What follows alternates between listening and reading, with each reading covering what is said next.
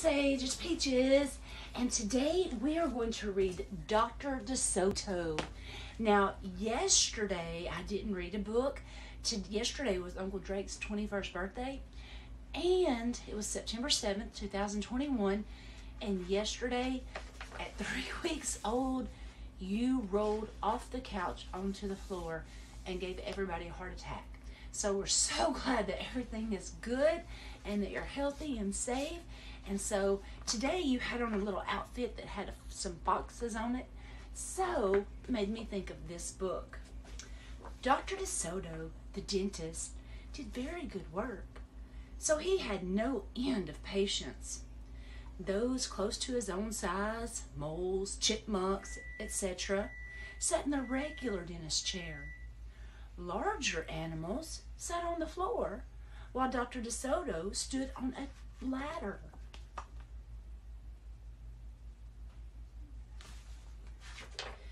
For extra large animals, he had a special room.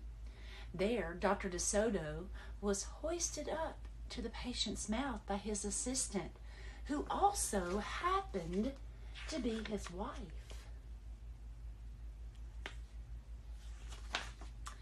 Dr. Soto was especially popular with the big animals. He was able to work inside their mouths, wearing rubbers to keep his feet dry, and his fingers were so delicate that his drill so dainty they could hardly feel any pain. Being a mouse, he refused to treat animals dangerous to mice, and it said so on his sign. When the doorbell rang, he and his wife would look out the window. They wouldn't admit even the most timid-looking cat. Oh, that's pretty smart. If you're a mouse, you don't need to work on a cat's mouth. One day, when they looked out, they saw a well-dressed fox with a flannel bandage around his jaw. "I cannot treat you, sir," Dr. Soto shouted. "Sir, haven't you read my sign?" Oh, that poor fox. Let's see. "Please," the fox wailed, "have mercy. I'm suffering." And he wept so bitterly, it was pitiful to see. "Just a moment," said Dr. Soto. "That poor fox," he whispered to his wife. "What shall we do?" "Let's risk it," said Mrs. Soto. She pressed the button and let the fox in. Would you let that fox in? He was up the stairs in a flash. "Bless your little hearts," he cried, falling to his knees. "I beg you, do something. My tooth is killing me." "Sit on the floor, please, sir," said Dr. Soto, and he removed the bandage.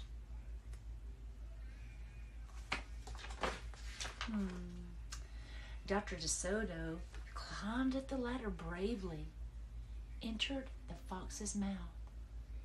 "Oh!" he gasped. The fox had a rotten bicuspid and unusually bad breath. "This tooth will have to come out," Dr. Soto announced. "But we can make you a new one." "Just stop the pain," whimpered the fox, wiping away some tears. Despite his misery, he realized he had a tasty little morsel in his mouth, and his jaw began to quiver. "Keep open," yelled Dr. Soto. "Wide open," yelled his wife.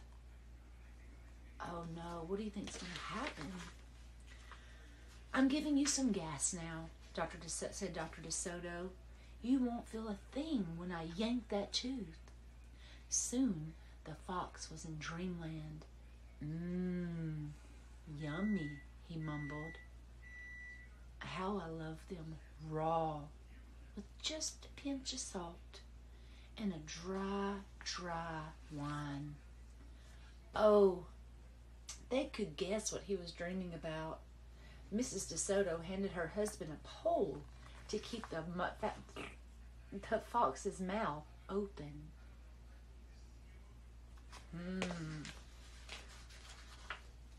Dr. DeSoto fastened his extractor to the bad tooth. Then he and his wife began turning the winch. Finally, with a sucking sound, the tooth popped out and hung swaying in the air. "I'm bleeding," the fox yelped when he came to. Dr. DeSoto ran up the ladder and stuffed some gauze in the hole. "The worst is over," he said. "I'll have your new tooth ready tomorrow. Be here at 11 sharp." The fox, still woozy, said goodbye and left. On his way home, he wondered if it would be shabby of him to eat the DeSotos when the job was done. He's thinking about eating them, and they're helping him. Oh no! After office hours, Mrs. DeSoto molded a tooth of pure gold and polished it. "Raw with salt indeed," muttered Dr. DeSoto. "How foolish to trust a fox." "He didn't know what he was saying," said Mrs. DeSoto. "Why should he harm us? We're helping him."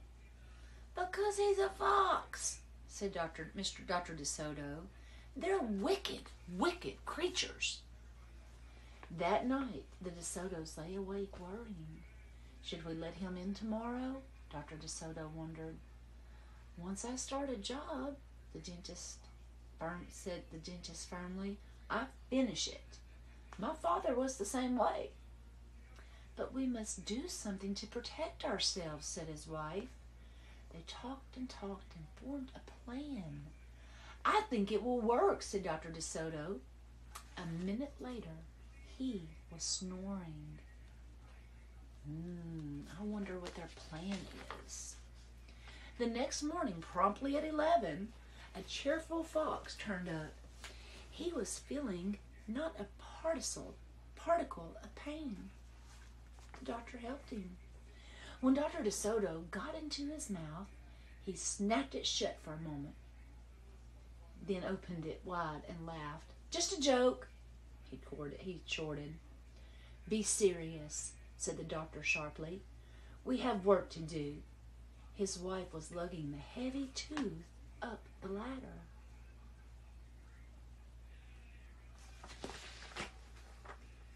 "Oh, I love it!" exclaimed the fox. "It's just beautiful." Dr. DeSoto set the gold tooth in its socket and hooked it up to the teeth on both sides. The fox caressed the new teeth with his tongue. "My, it feels good," he thought. "I really shouldn't eat them. On the other hand, how can I resist?"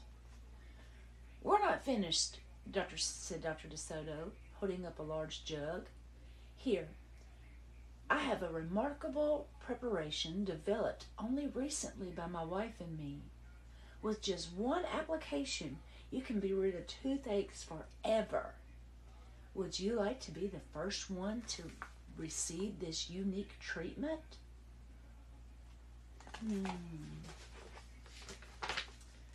"I certainly would," the fox declared. "I'd be honored." He hated any kind of personal pain. "You will never have to see us again," said Dr. DeSoto. "No one will see you again," said the fox to himself. He had definitely made up his mind to eat them, with the help of his brand new tooth. Dr. DeSoto stepped into the fox's mouth with a bucket of the secret formula and proceeded to paint each tooth. He hummed as he worked. Mrs. DeSoto stood by on the ladder, pointing out the spots that he had missed. The fox looked very happy.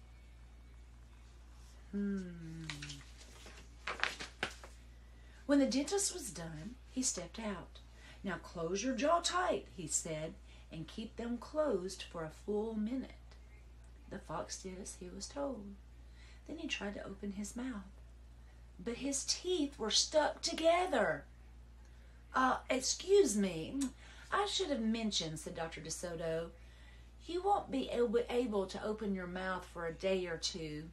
The secret formula must first permeate the dentine.